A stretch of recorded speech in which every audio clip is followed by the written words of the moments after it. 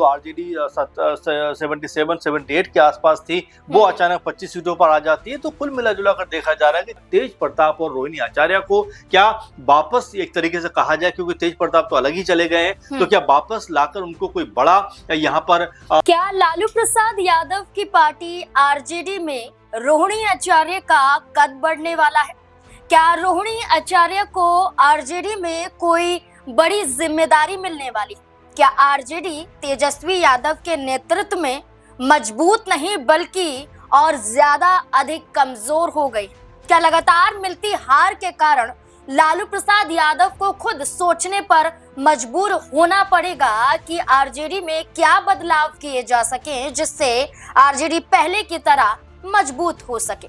तेजस्वी यादव के नेतृत्व में लगातार आरजेडी नेताओं की नाराजगी देखने को मिल रही है।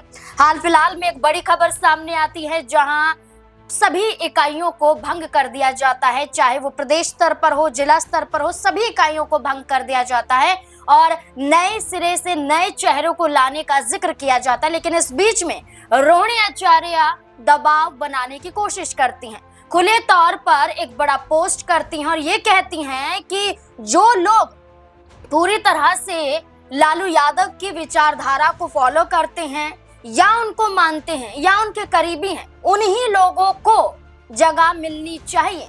तो क्या खुद रोहिणी आचार्य अपनी बात कर रही है?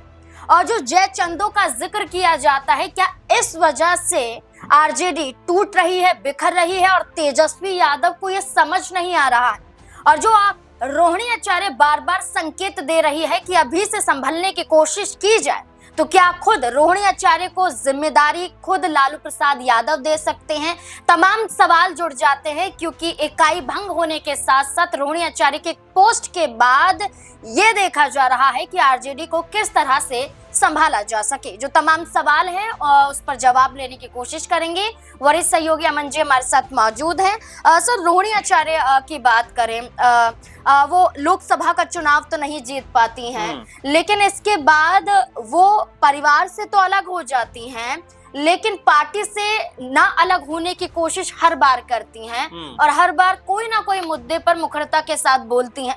बांकीपुर में प्रशांत किशोर की जीत को लेकर बधाई देती हैं, तो दूसरी तरफ इकाई भंग होने के बाद एक बड़ा पोस्ट करती हैं और वो ये कहती हैं कि उन चेहरों को लाना चाहिए जो लालू प्रसाद यादव के करीबी हैं या उन विचारों को फॉलो करते हैं। उनके इस बयान को कैसे देखते हैं? देखिए, बिल्कुल जिस तरीके से बांकीपुर चुनाव हुआ, हालांकि चुनाव से पहले भी हम देखें कई बड़े चेहरे आरजेडी का दामन छोड़ के जाते हुए दिखाई पड़े, लेकिन चुनाव के दौरान जिस तरह से 20-22 साल से लगातार आरजेडी का सबसे मजबूत चेहरा, अमूमन आरजेडी का पक्ष जो मीडिया के सामने रखने वाले मृत्युंजय तिवारी, उन्होंने जिस तरीके से आरजेडी को छोड़ा, उसके बाद तमाम तरह के सवाल खड़े हुए कि आखिर इतने पुराने चेहरों को लेकर आखिर तेजस्वी यादव क्यों नहीं चल पा रहे हैं? क्या पार्टी के अंदर खाने में अंदरूनी जो मामले हैं उसमें तेजस्वी यादव की पकड़ कमजोर हो गई है?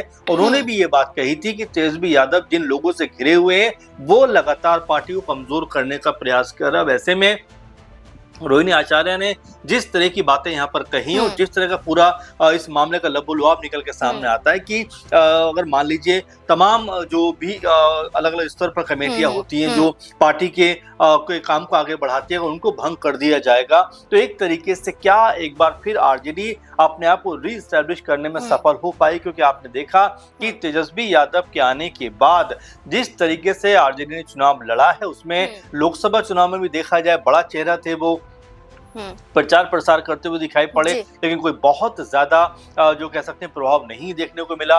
विधानसभा चुनाव आते आते हमने देखा कि जो आरजेडी 77-78 के आसपास थी वो अचानक 25 सीटों पर आ जाती है। तो कुल मिला जुला कर देखा जा रहा है कि तेजस्वी यादव की जो छवि है वो उतनी कह सकते हैं कि लोगों के बीच में लोकप्रिय नहीं हो पा रही या वोटर्स को लुभाने में कामयाब नहीं हो पा रही, जिसकी वजह से आरजेडी को मजबूती के साथ में आगे बढ़ने का मौका मिले।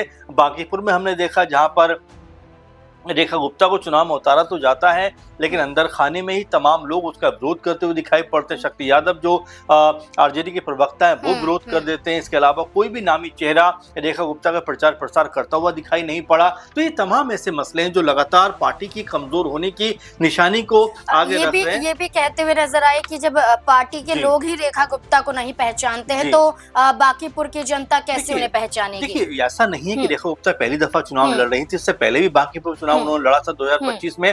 तो इसका क्या अर्थ है कि पार्टी के लोग उनको नहीं पहचानते? और देखिए, अगर पार्टी ने कोई चेहरा उतारा है तो सबकी जिम्मेदारी बनती है कि उस चेहरे के लिए काम किया जाए, आगे बढ़ाया जाए। लेकिन यहाँ पर तो अंदर खाने में आपस में सिर्फ पोर्टेबल वाली स्थिति दिखाई पड़ती है। और रोहिणी आचार्य जिस तरह की बात को कहती है और जिस तरह की बात को उन्होंने पहले भी कहा कि देखिए, प्रशांत किशोर की जीत कहीं ना कहीं ये बताती है कि संवाद बहुत जरूरी है, लोगों में संपर्क बहुत जरूरी है। और आरजेडी इन दोनों ही मोर्चों पर कहीं ना कहीं फेल दिखाई पड़ती है। आपको याद होगा, तेजस्वी यादव ने आखिरी मोमेंट पे आके कहीं ना कहीं प्रचार प्रसार किया, जो ये बताता है कि कोई बहुत उत्साह आरजेडी खेमे में नहीं था। अब यहाँ पर तमाम जो इस तरह की कमेटी भंग की जा रही है, तमाम तरह से री एस्टेब्लिश करने का प्रयास किया जा रहा है, तो ऐसे में जो चेहरे पीछे छूट गए हैं, क्या उनको आगे लेकर आया जाएगा? और जो रोहिणी आचार्य इशारा करती हैं कि कट्टर जो लालू यादव के विचारधारा के लोग हैं, कट्टर विचारधारा के लोग, सबसे पहले अगर देखा जाए तेज प्रताप यादव जो बड़े बेटे हैं,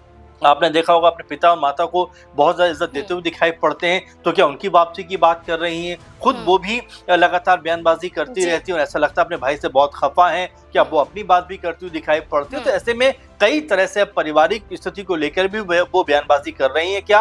और साथ में जो बड़े नेता पीछे छूट गए हैं या जिनको मौका मिलना चाहिए उनको मौका नहीं मिल पा रहा है, उसको लेकर भी तंज कस रही है क्या? ये तमाम सारे प्रश्न जो आने वाले दिनों में जरूर खुलकर सामने आएंगे, क्योंकि जब कमेटियां भंग हो रही है तो आरजेडी में मुख्य तौर पर कौन से बड़े चेहरे बनेंगे, ये देखना अपने आप में दिलचस्प होने वाला है। सर, जब तेज प्रताप यादव पार्टी से निकाले जाते हैं तो लगातार मीडिया के सामने एक शब्द का इस्तेमाल करते हैं, जयचंद, और आरजेडी में इन्हीं जयचंदों की वजह से तेजस्वी यादव को तोड़ने की कोशिश की जा रही है, आरजेडी को तोड़ने की कोशिश की जा रही है।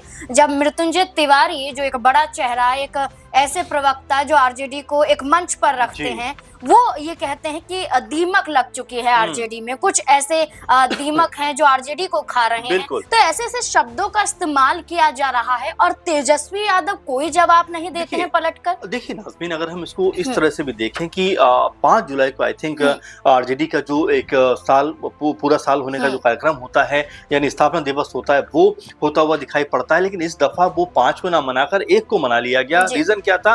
तेजस्वी यादव बाहर जाने वाले थे। तो जरा सोचिए कि पार्टी का स्थापना दिवस जो एक इमोशन होता है कार्यकर्ताओं के अंदर, उसको आप 4 दिन पहले करा रहे हो क्योंकि आपको बाहर जाना है। तो क्या वो कार्यक्रम जो है डिले नहीं हो सकता था? क्या वो उसका, क्योंकि ये तारीख तो पहले से तय थी, तो ऐसे में क्या अपना जो कार्यक्रम था वो उसके बाद नहीं बना सकते थे? तमाम लोगों ने ये बात की। और साथ में आपने देखा विधानसभा में भी तेजस्वी यादव ना के बराबर दिखाई पड़े। तो इस बात को लेकर भी सवाल उठे कि आखिर नेता प्रतिपक्ष हैं, विधानसभा के अंदर तमाम मुद्दों के ऊपर चर्चा होती है, तो ऐसे में उनका होना जरूरी था। और यही तमाम बातें निकल कर सामने आती हैं कि क्या आरजेडी के अंदर जो पकड़ होनी चाहिए तेजस्वी यादव की, वो पकड़ लगातार कमजोर होती हुई दिखाई पड़ रही। क्योंकि पहले ऋतु जायसवाल जैसा बड़ा नाम जो महिलाओं में काफी लोकप्रिय थी, उनको जो है वो पार्टी छोड़ देती है। फिर मृत्युंजय तिवारी जैसा बड़ा नाम जो 20-22 साल से लगातार एक मुख्य चेहरा बने हुए थे और ब्राह्मण समुदाय से आते थे, एक सवर्ण जाति के अगर तौर पर देखा जाए तो आरजेडी के लिए एक बड़ा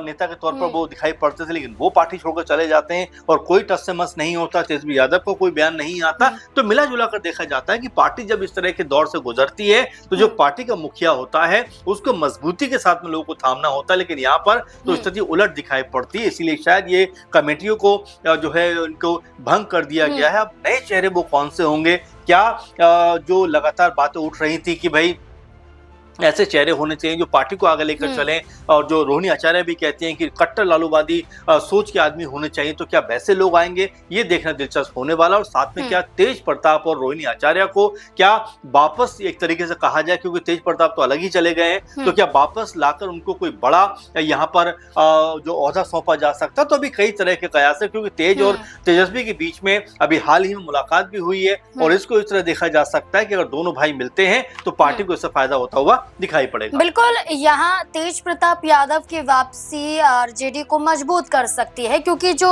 वोट बैंक छिटकता हुआ नजर आया वो एक साथ आ सकता है। और तेज प्रताप यादव लगातार ये कहते रहे हैं कि पार्टी में कुछ ऐसे लोग हैं जो पार्टी को कमजोर कर रहे हैं। एक आखिरी सवाल कि क्या सर तेजस्वी यादव एक्शन लेंगे उन चेहरों पर, जैसे खुद तेज प्रताप यादव संजय यादव का जिक्र करते हैं, इसके अलावा रोहिणी आचार्य संजय यादव पर हमला बोलती हैं, ये तक कहती हैं कि इन लोगों का प्रभाव आरजेडी पर ज्यादा है। ना सिर्फ संजय यादव बल्कि कई और चेहरों का जिक्र किया जाता है पार्टी में जो बैठे तो हैं, लेकिन पार्टी पर प्रभाव इतना ज्यादा है कि परिवार भी कुछ नहीं कर पाता है। तो तेजस्वी यादव छोड़िए, क्या लालू प्रसाद यादव कोई बड़ा कदम इन बड़े चेहरों पर उठाएंगे? देखिए बिल्कुल, और मृत्युंजय तिवारी की बात करें तो लालू यादव के दौर के वो नेता थे, मजबूत तरीके के नेता थे आरजेडी के, लेकिन जिस तरह से वो गए हैं तो कहीं कोई भी उनको लेकर बड़ी बातचीत नहीं हुई। इक्का दुक्का नेताओं ने बातचीत तो जरूर की, लेकिन देखिए जब बड़े लेवल की लीडरशिप बात करती है तो जाहिर बात है कि अपना मन बदलते हुए लोग नजर आते हैं, लेकिन यहाँ पर ऐसा कुछ देखने को नहीं मिला। अब जिस तरह से लगातार ये बात चल रही है कि भाई चाहे संजय यादव हो या और तमाम लोग हो जो पार्टी के ऊपर अपना प्रभाव रखे हुए हैं, और तेज प्रताप यादव शुरुआत से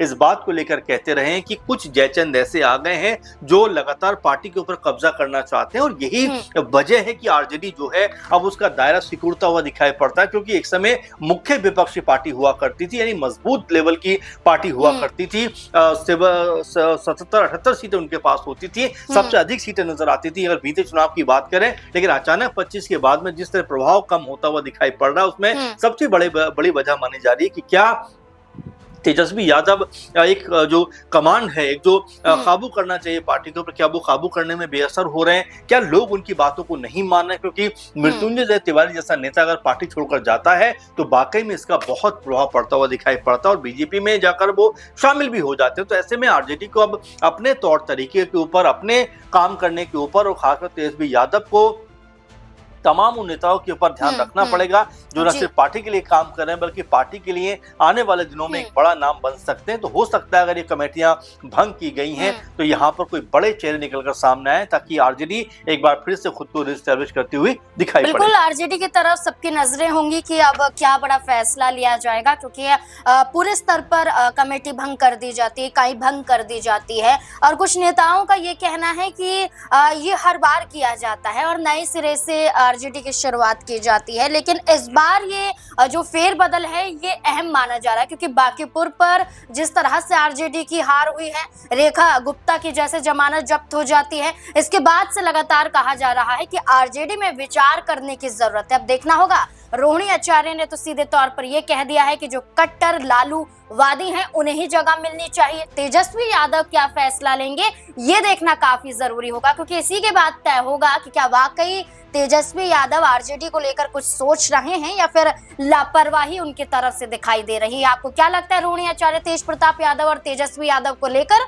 अपनी राय हमारे साथ जरूर साझा करें। धन्यवाद।